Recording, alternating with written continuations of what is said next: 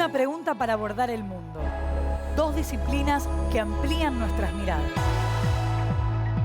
Vos que estás ahí, en tu casa, en las aulas. Porque saber es sentir y sentir es aprender. Nosotros seguimos educando.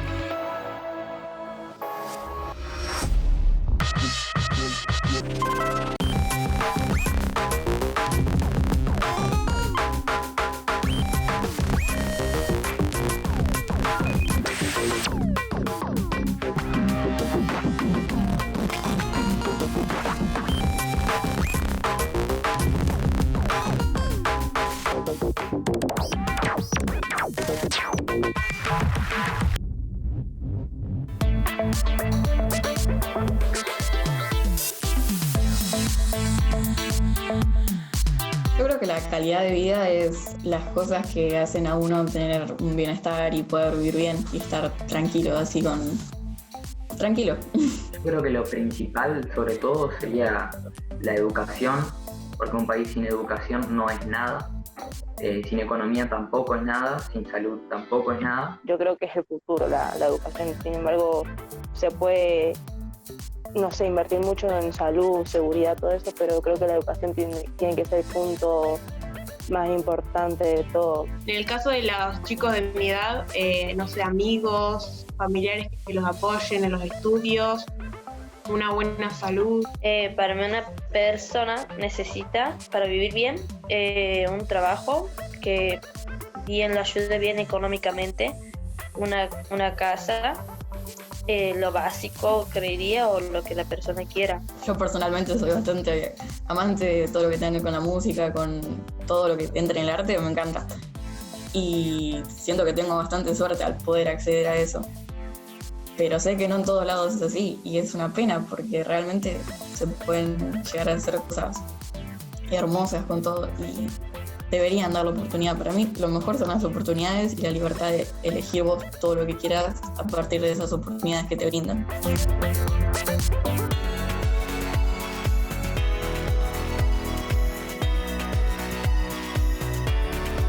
A lo largo de la historia hemos hecho grandes esfuerzos por contar o medir algunas cosas. Muchas veces esto fue relativamente sencillo. Por ejemplo, ¿cuánta gente vive en un pueblo? ¿Cuántos automóviles hay en un país? Sin embargo, otras veces nos importa medir o contar cosas que no son tan simples de contar. Hay estadísticas mundiales que miden, por ejemplo, qué tan vieja es la población en un país o qué tan bueno es el sistema educativo, y que se atreven incluso a medir qué tan feliz es la gente que vive en un país. Medir cosas como las últimas es muy complicado. Hoy vamos a abordar una forma de medir algo de ese estilo: el bienestar de la población. Para esto, mundialmente se acepta un índice conocido como IDH, el Índice de Desarrollo Humano. La matemática y la geografía son algunas de las disciplinas que aportan herramientas a la hora de medir y analizar estos indicadores sociales. Estos indicadores sociales nos dan información precisa relacionada con las características más relevantes de la población americana en general y de nuestro país en particular. También nos dan información sobre cuáles son sus principales problemáticas vinculadas con la dinámica, estructura y distribución, las migraciones y las condiciones de vida y de trabajo. Sobre estos datos se toman importantes decisiones conceptuales y metodológicas y se diseñan políticas públicas para intervenir y mejorar la calidad de vida de todas y todos. El Índice de Desarrollo Humano, el IDH, elaborado por el Programa de las Naciones Unidas para el Desarrollo, es un índice complejo y multifactorial constituido por 3 indicadores: la esperanza de vida, el Producto Bruto Interno, el PBI, y el nivel educativo. El Programa de las Naciones Unidas para el Desarrollo clasifica a los países en 3 grandes grupos: países con alto desarrollo humano, países con desarrollo humano medio y países con bajo desarrollo humano. El índice de desarrollo humano se mide con valores que se ubican en el intervalo 0 a 1, donde 1 corresponde a una situación ideal y 0 a la peor posible.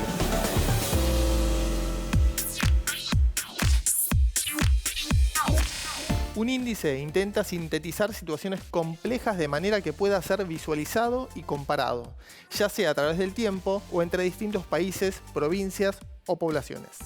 La confección de un índice social es un hecho político, si bien tiene que intentar representar objetivamente la realidad, siempre involucra decisiones que hacen que esta objetividad no sea totalmente posible. Si bien el índice de desarrollo humano puede ser calculado para medir datos de países, provincias y ciudades, la ONU lo calcula específicamente para países. Estos datos nos permiten comparar su evolución temporal para un mismo país, así como la comparación entre diferentes países. También son necesarios a la hora de evaluar los resultados de las decisiones tomadas por los gobiernos y para la toma de decisiones futuras.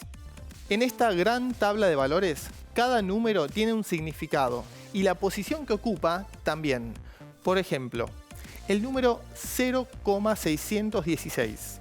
Ubicado en la fila con el encabezado Bolivia y en la columna con el encabezado 2000, representa el hecho de que el cálculo del índice de desarrollo humano por la ONU para Bolivia en el año 2000 fue 0,616. De este modo, la tabla permite sintetizar información que, si tuviéramos que describir con un texto, nos llevaría muchísimos caracteres y la información resultaría muy difícil de procesar y analizar. De la tabla completa, podríamos construir muchos gráficos que nos permitirán visualizar información. Por ejemplo, podríamos elegir algunos países y para cada uno visualizar cómo evolucionó el índice de desarrollo humano a lo largo de los años, para lo cual es conveniente realizar un gráfico de línea. La posibilidad de integrar diferentes gráficos de manera pertinente puede evidenciar otra información que dé cuenta de una evolución temporal del índice de desarrollo humano de los países indicados con diferentes colores. Según la curva ascendente, notamos que todos los países de Latinoamérica mejoraron su índice de desarrollo humano. Pero seleccionando algunos datos, eso permite también clarificar algunas cuestiones. Por ejemplo, es posible tomar solo algunos países con algunos años puntuales. Así, si tomamos Argentina y Chile en 2000, 2005 y 2010, el gráfico nos permite visualizar una comparación de la evolución del índice de desarrollo humano de ambos países. Otra posibilidad de organización que permite identificar situaciones distintas es la elección de países que se consideren con índice de desarrollo humano alto, como el caso de Argentina, Chile y Uruguay. O medio, como es el caso de El Salvador, Nicaragua y Honduras.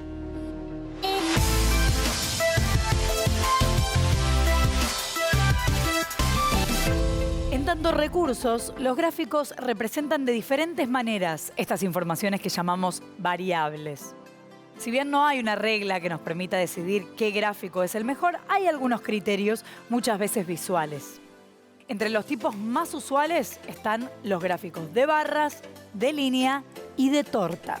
El gráfico de barras sirve para resaltar comparación entre los valores nominales de las magnitudes. El gráfico de torta se utiliza cuando es importante tener en mente el 100% de las magnitudes, ya que este total está representado por el círculo completo y el foco de la comparación está puesto en el porcentaje que cada parte representa del total o entre sí.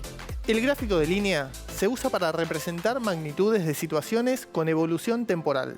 Respecto a la utilización de índices, vale aclarar que un índice es un número que intenta representar situaciones complejas. Es por esto que nunca podrá ser incuestionable y completamente abarcativo. Los índices son importantes para poder evaluar situaciones, pero siempre son incompletos. A la hora de analizarlos, es necesario conocer en detalle la metodología con la que fueron confeccionados, ya que detrás de ellas hay concepciones políticas e intereses.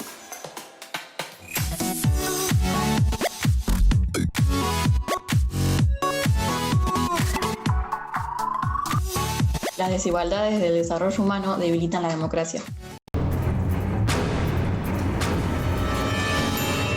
Verdadero. Las desigualdades del desarrollo humano debilitan la cohesión social, así como la confianza de la población en los gobiernos y las instituciones. Una mejor calidad de vida se mide a partir del nivel de satisfacción de las necesidades de las personas, más allá de sus ingresos.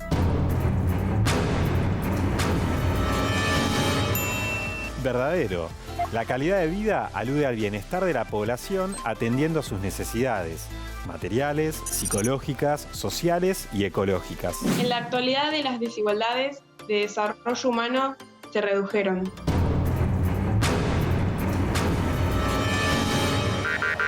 Depende. En los últimos años se evidencia un gran avance en la reducción de las privaciones extremas, aunque continúa habiendo desigualdades en el ejercicio de derechos tales como ir a la escuela, obtener un empleo o disponer de suficiente comida. Las desigualdades evolucionan de diferentes maneras.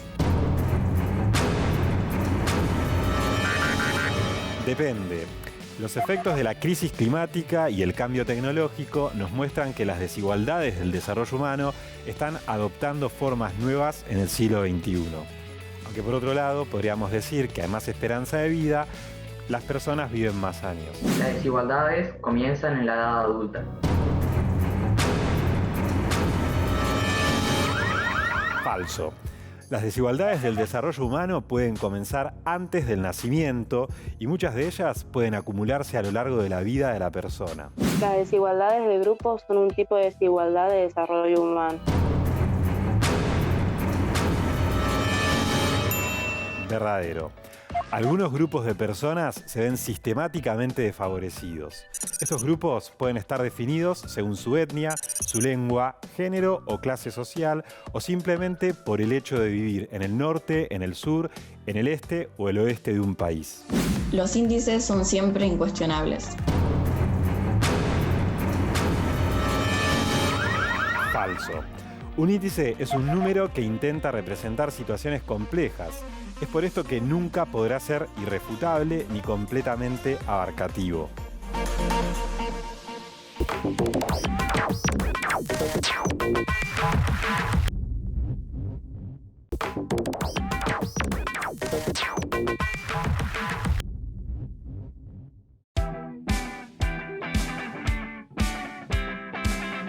América Latina y el Caribe tienen un índice de desarrollo humano medio. Entre los países con mayor desarrollo se encuentran Argentina, Chile, Uruguay y México, que tienen buen desempeño económico junto a Costa Rica y Cuba, que se destacan fundamentalmente por sus eficientes sistemas de salud y educación. En el extremo opuesto se encuentra Haití, que tiene el índice de desarrollo humano más bajo de toda la región. Si ponemos el foco en el empleo y las condiciones de vida, en América Latina se detecta el problema de la pobreza estructural, que deja en evidencia que parte de la población se encuentra en situación de pobreza de manera permanente, siendo escasas las posibilidades para mejorar su situación. Otro problema es el de la indigencia, que ocurre cuando las personas o familias de bajos ingresos no pueden garantizarse la satisfacción de sus necesidades básicas. En cuanto a nuestro país, de acuerdo con datos de 2019, Argentina está ubicada en el lugar 48 de 189 países a nivel mundial y segundo a nivel regional detrás de Chile. De los tres indicadores que el Índice de Desarrollo Humano contempla, el que mayores variaciones experimentó en los últimos años fue el del ingreso, mientras salud y educación han tenido comportamientos más estables. Con un índice de desarrollo humano de 0,830 y siendo la referencia a alcanzar el valor de 1, nuestro país y la región tienen aún mucho trabajo por delante. Todas y todos, desde nuestro respectivo lugar, desde los múltiples papeles que desempeñamos en lo cotidiano, tenemos responsabilidad para que un verdadero cambio sea posible. Vic Muniz es uno de los artistas más importantes del arte contemporáneo en Brasil. Nació en un barrio humilde de la ciudad de San Pablo, hoy vive en Nueva York y viaja por el mundo exponiendo sus obras. En 1996 viajó a la isla caribeña de San Cristóbal, en donde conoció a los trabajadores de las plantaciones de azúcar y a sus hijas e hijos. Allí quedó muy impresionado al comparar los rostros alegres de las niñas y niños con los rostros cansados y tristes de sus padres, que trabajaban en larguísimos turnos de 16 horas en las plantaciones de azúcar. El artista reflexionó por la calidad de vida de los habitantes de la isla que retrató en su arte. Vic Muniz hace estos retratos de las niñas y los niños de San Cristóbal esparciendo sobre una hoja negra el azúcar que sus propias madres y padres cosechan. La obra es efímera, se hace y se deshace rápidamente. Vic toma fotografías de esas imágenes de azúcar y esto es lo que permanece como obra. El artista brasileño trabaja con proyectos sociales, retratando a personas marginadas y vulneradas en sus derechos. También las hace participar del proceso de las obras porque cree que el arte es un medio por el cual podemos mostrar las desigualdades, así como también imaginarnos y ver realidades nuevas y diferentes. Jardim Gramacho es un gran basural que recibe residuos de toda la ciudad de Río de Janeiro.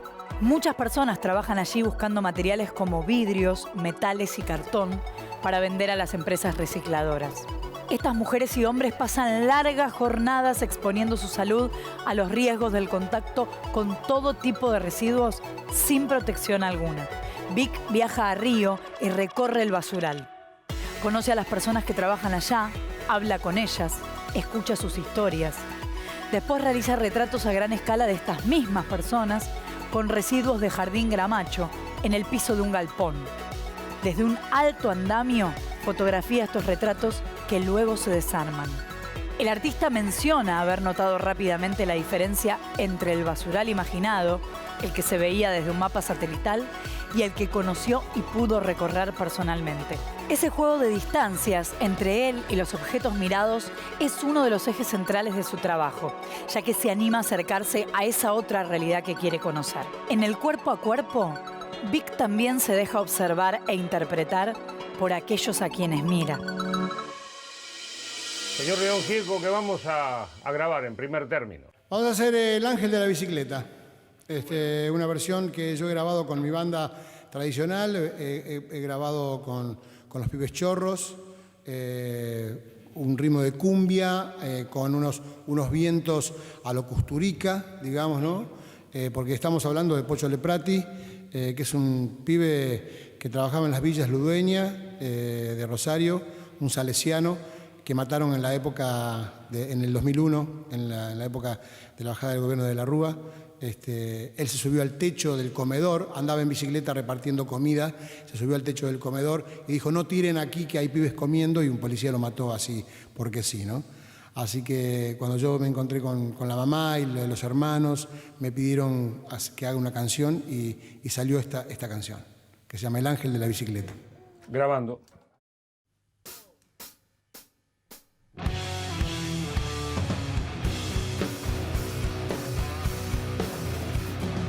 Cambiamos ojos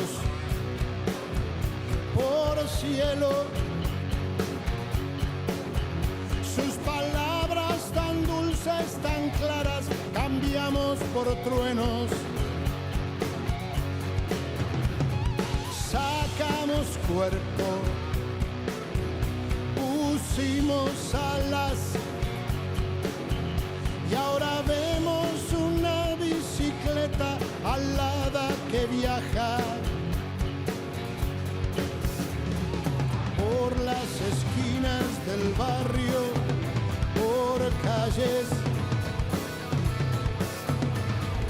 por las paredes de baños y cárceles.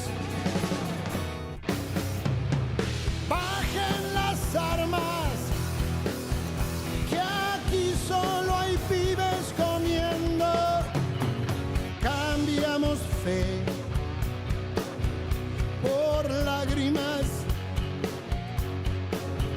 con que el libro se educó esta bestia con saña y sin alma.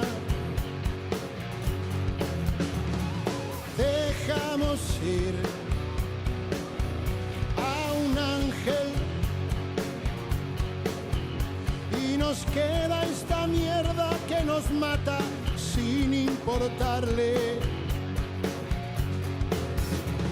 de dónde venimos, qué hacemos, qué pensamos, si somos obreros, curas o médicos. Bajen las armas, que aquí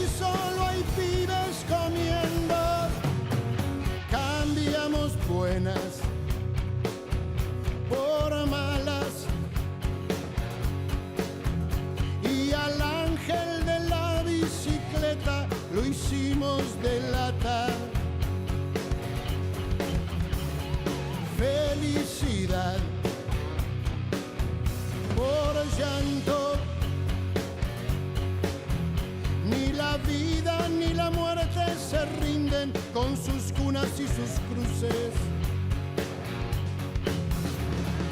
Voy a cubrir tu lucha más que con flores. Voy a cuidar tu bondad más que con plegarias. Bajen las armas, que aquí solo hay pibes comiendo. Cambiamos ojos por cielo. Sus palabras tan dulces, tan claras, cambiamos por truenos. Sacamos cuerpo, pusimos alas, y ahora vemos una bicicleta alada que viaja por las esquinas del barrio, por calles, por las paredes de baños y cárceles. Bajen las armas, que aquí solo hay pibes comiendo.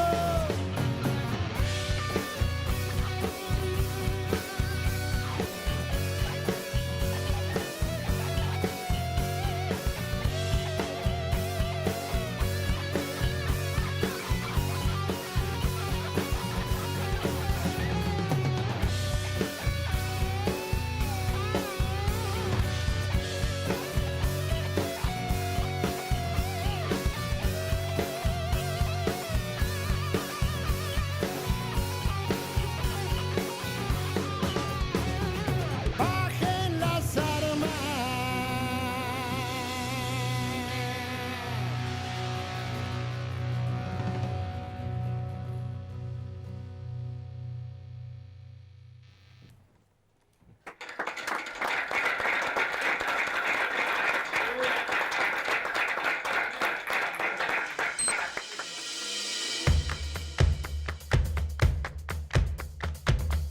En nuestro país, decenas de miles de jóvenes han accedido a la educación superior, siendo en su mayoría primera generación de estudiantes universitarios en su familia. La obligatoriedad de la escuela secundaria y la creación de las nuevas universidades nacionales del conurbano bonaerense viene a saldar, en buena medida, la barrera económica que significaba el desplazamiento a los centros tradicionales universitarios y la necesidad de armonizar los estudios con los tiempos del trabajo.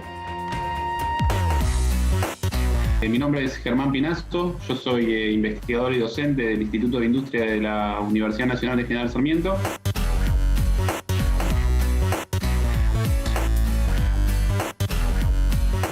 Hay muchas personas que por ahí pasan por la universidad y quizás no tienen la suerte de poder completarla por múltiples cuestiones, por sus necesidades laborales, por sus historias de vida, y sin embargo pasar por la universidad es una experiencia muy enriquecedora. Pasar por la escuela es una experiencia muy enriquecedora que excede la cuestión obviamente importante de conseguir el título. Y ahí es donde el Estado aparece y cumple un rol que me parece que es sumamente importante. Como decía, cualquiera que haya ido a la Universidad de General Sarmiento o a muchas otras universidades del conurbano que tienen un montón de actividades que son sumamente enriquecedoras, más allá de las actividades del aula, se da cuenta que la calidad de vida cuando uno pasa por esas instituciones cambia sustantivamente.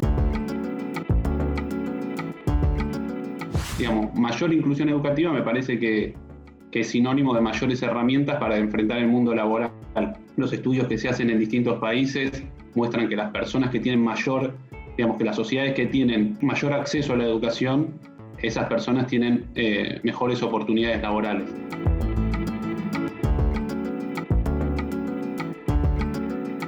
Entiendo que sí, que efectivamente los datos que se recogen sobre distintos países muestran que las personas que estudian más, digamos, tienen más herramientas y más oportunidades para conseguir empleo, que tienen mejores ingresos y que hay menos desocupación a mayores niveles educativos.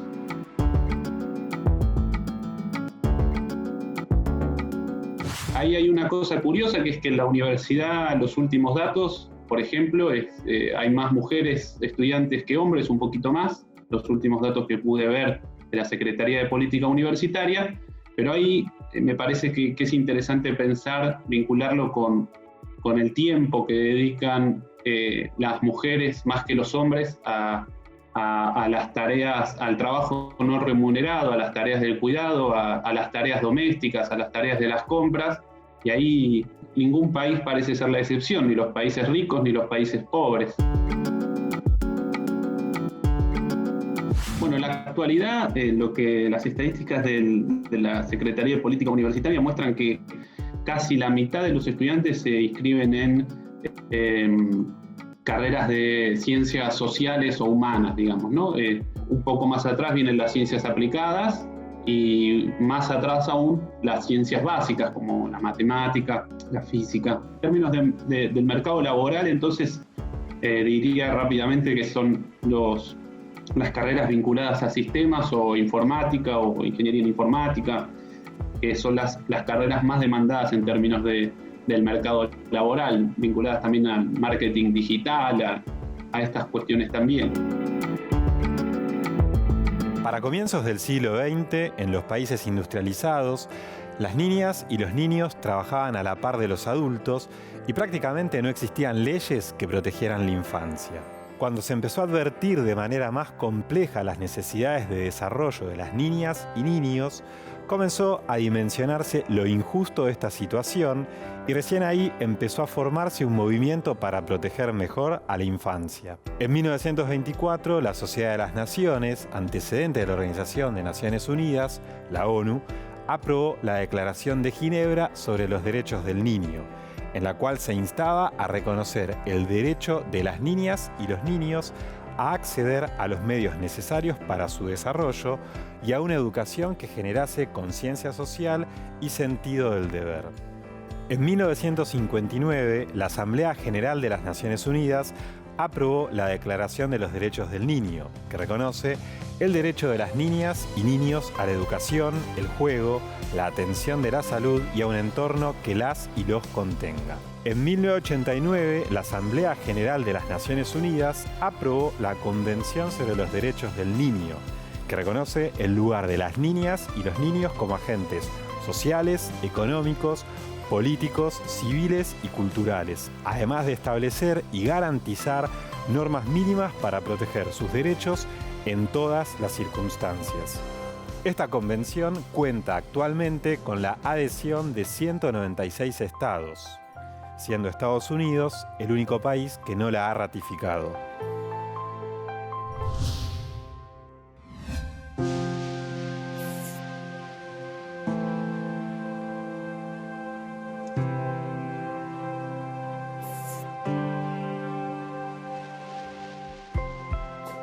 The convention calls on all of us to help the children of the world. We all have to turn the promises of the convention into a reality on every part of the globe.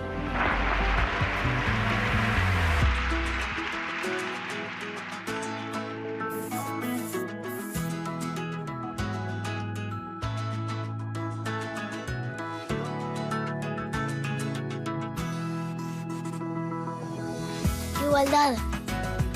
Inclusión. Protección.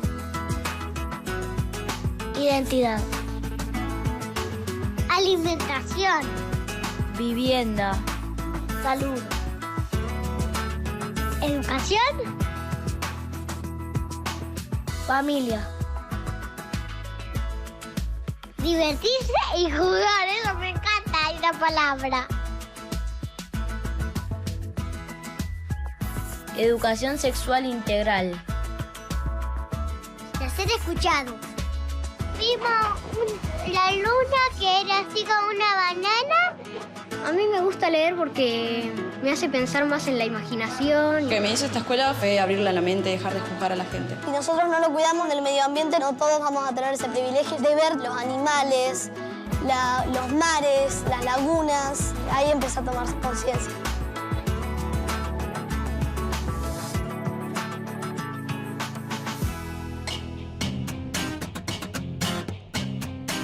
El nivel de estudio es uno de los indicadores que se tienen en cuenta para elaborar el índice de desarrollo humano. En nuestro país, la educación está reconocida como un derecho y esto hace que el Estado, tanto en el nivel nacional como provincial, se comprometa en asegurar la igualdad, gratuidad, laicidad y accesibilidad a todos los niveles del sistema educativo. El Estado garantiza el acceso a la educación en condiciones de gratuidad desde el nivel inicial hasta el nivel universitario. En la actualidad, nuestro sistema educativo incluye también a migrantes y refugiados que tienen derecho a acceder a la educación y ser admitidos dentro de las instituciones educativas. Desde el año 2006, la educación es obligatoria desde los 4 años y hasta concluir la educación secundaria. La educación inicial abarca a las niñas y niños desde los 45 días hasta los 5 años, siendo sala de 4 y preescolar obligatorios para la educación formal. Los niveles primario y secundario también son obligatorios. Reconocer que la educación es un derecho es jerarquizarla como un factor clave para el desarrollo personal y para el desarrollo colectivo del país. Fruto de esta concepción, la sanción en 1884 de la Ley 1420, o Ley de Educación Común, buscaba dar solución a los problemas de la época, con más de la mitad de la población analfabeta. Para esa época, el guardapolvo blanco se fue transformando en todo un símbolo de la identidad del estudiante y representaba una idea fuerte de igualdad, pero también de homogeneidad y falta de reconocimiento de la diferencia. Hoy, sin embargo, entendemos la igualdad en una forma mucho más compleja. Acceder a la educación y al conocimiento no es solo tener acceso al espacio físico de la escuela, sino también acceder a los espacios simbólicos por los cuales circula y se difunde la información. El Índice de Desarrollo Humano contempla cuál es el ingreso de las personas. Por eso es importante reparar en la desigualdad de género que, en nuestro país, es un tema de agenda pública. El índice de desigualdad de género es una forma de medir la mortandad materna, la fecundidad adolescente, el acceso a las bancas legislativas y la tasa de participación en el mercado laboral. De acuerdo con datos de la Organización Internacional del Trabajo, en Argentina solo el 35% de los cargos directivos de las empresas están ocupados por mujeres. Pero a su vez, el porcentaje cae a un 22% para los cargos de conducción política en el Estado. La discriminación laboral también se refleja en el salario, ya que por igual tarea las mujeres ganan en promedio un 27% menos que los varones, incluso cuando esto viola el Convenio sobre Igualdad de Remuneración de la OIT. Las áreas más feminizadas son aquellas que representan una extensión de tareas domésticas tradicionalmente vinculadas a la mujer: servicio doméstico, educación, salud. Junto con la menor cantidad de horas trabajadas, las paredes de cristal son la causa de la inmensa brecha salarial que se detecta entre hombres y mujeres. La desigual distribución del trabajo doméstico no remunerado, particularmente el cuidado de las niñas, niños y adultos mayores, es otra de las causas de la situación desventajosa de las mujeres en el plano laboral. Las mujeres dedican el doble de tiempo al trabajo doméstico no pago, aproximadamente 6 contra 3 horas diarias. Y eso es percibido como un obstáculo para que la mujer realice su actividad laboral remunerada de forma efectiva. Los índices son mediciones con una perspectiva del mundo, es decir, con una mirada política. Lo que decidimos medir está relacionado con la sociedad que queremos. Para analizar cuestiones referidas a la sociedad, más allá del enfoque de las ciencias sociales, la matemática es una disciplina que puede realizar sus propios aportes, en este caso, como una herramienta. Un índice que piensa en términos de derechos e igualdad, promueve la convivencia democrática, la justicia social, porque la producción de ese mismo índice se hace para buscar una mayor igualdad social. Cuando hablamos del IDH, como cualquier otra medición, la decisión de qué medir y cómo hacerlo es siempre una decisión de las personas y, por lo tanto, cargada de subjetividad. Entonces podríamos concluir diciendo: dime qué mides y te diré qué tipo de sociedad imaginas.